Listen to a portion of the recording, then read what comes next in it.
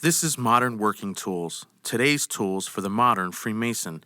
I am your host, Brother Justice, broadcasting live from Barrington 522 in Barrington, Illinois.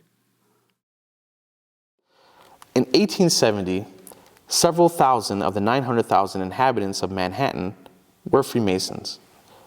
Many of these Masons made it a point to lunch at the Knickerbocker Cottage, a restaurant at 426 6th Avenue, at a special table on the second floor. As you can see here, this is the Knickerbocker Cottage. Particularly a jovial group of men, and they used to meet regularly here. The Masons who gathered at this table were noted for their good humor and wit. They often discussed the idea of a new fraternity for Masons, in which fun and fellowship would be stressed more than ritual. Two of the table regulars, Walter M. Fleming, M.D., and William J. Florence, an actor, took the idea seriously enough to do something about it. Billy Florence was a star. After becoming the toast of the New York stage, he toured London, Europe, and Middle Eastern countries, always playing to capacity audiences. While on tour in Marseille, France, Florence was invited by a banker to attend a party given by an Arabian diplomat. The entertainment was something in the nature of an elaborately staged musical comedy, at the conclusion of which the guests became members of a secret society. Florence made copies, notes, and drawings at the initial viewing, and at two other occasions when he was at the ceremony, once in Algiers and again in Cairo. Florence, recalling the conversations at the Knickerbocker Cottage, realized that this might well be the vehicle for the new fraternity. When he showed this material to Dr. Fleming on his return to New York in 1870, Fleming agreed. As you can see here, this is William Florence and Dr. Walter M. Fleming. If you can notice their fezzes, the tassels are quite short. That's how they were back in the day originally. Especially if you go to Morocco, you can see the old fezzes there, very similar in style and aesthetic.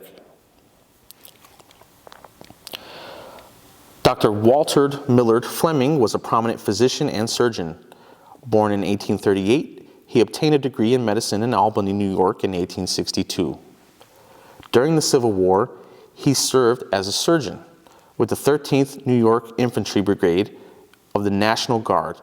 He then practiced medicine in Rochester, New York until 1868, when he moved to New York City, where he soon became a leading practitioner. Fleming was devoted to fraternalism. He became a Mason in Rochester, took some of his Scottish Rite work there, and completed these degrees in New York City. He was coronated a 33rd degree Scottish Rite Mason on September 19, 1872.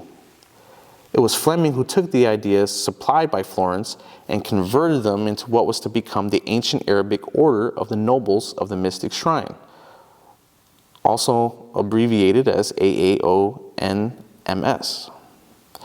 While there is some question about the origin of the fraternity's title, it is probably more than a coincidence that its initials rearranged spell out the words A Mason. While the help of other Knickerbocker Cottage regulars, Fleming drafted the ritual, designed the emblem and ritual costumes, formulated a salutation, and declared that members would wear a red fez. If you could see here, this is a red fez. Let me get this for you here. So you can see here, the fez has a tassel, and then there's pins holding the tassel in. And you could get these slightly customized, denoting rank. You could have your official title sewn in there. Also, you could have stars on the side, also denoting your rank. You can also get these fezzes embroidered with rhinestones and sort of jewels like costume jewelry to make it sparkle and shine. People get really decorative with their fezzes. There's another fez-wearing group out there that wear a black fez, but we'll get to them at a more appropriate time. Now, the ritual. The initiation rites or ceremonials were drafted by Fleming with the aid of Charles T. McClenachan, lawyer and expert of Masonic ritual.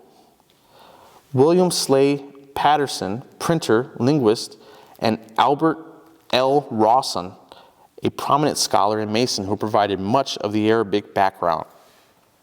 The emblem. The crescent was adopted by the jewel of the order. Though any materials could be used in forming the crescent, the most valuable were the claws of the royal Bengal tiger, united at the base in a gold setting, and the center was the head of a sphinx, on the back of which was a pyramid, urn, and star. The jewel bore the motto in Arabic, Quwwat wa Ghadab, the translation of which is strength and fury. Today, the shrine emblem includes a scimitar from which the crescent hangs and 5 pointed stars beneath the head of the Sphinx. The salutation. Dr. Fleming and his co-workers also formulated a salutation used today by Shriners.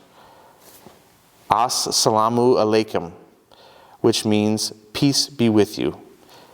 In returning salutation, the gracious wish is alaikum as-salamu, which means with you be peace. The fez, the red fez with a black tassel, that is the shrine's official headgear and has been handed down through the ages. It derives its name from the place where it was first manufactured, the holy city of Fez in Morocco. Some historians claim it dates back to about AD 980. But the name of the fez, or tarbouche, does not appear in Arabic literature until around the 14th century. One of the earliest references to the headgear is in Arabian Nights. Over the years, the shrine has adopted red, yellow, and green as its official colors. So you can see that is the emblem of the shrine for the Imperial Council. I hope you've enjoyed our brief history on the ancient Arabic order of the nobles of the Mystic Shrine.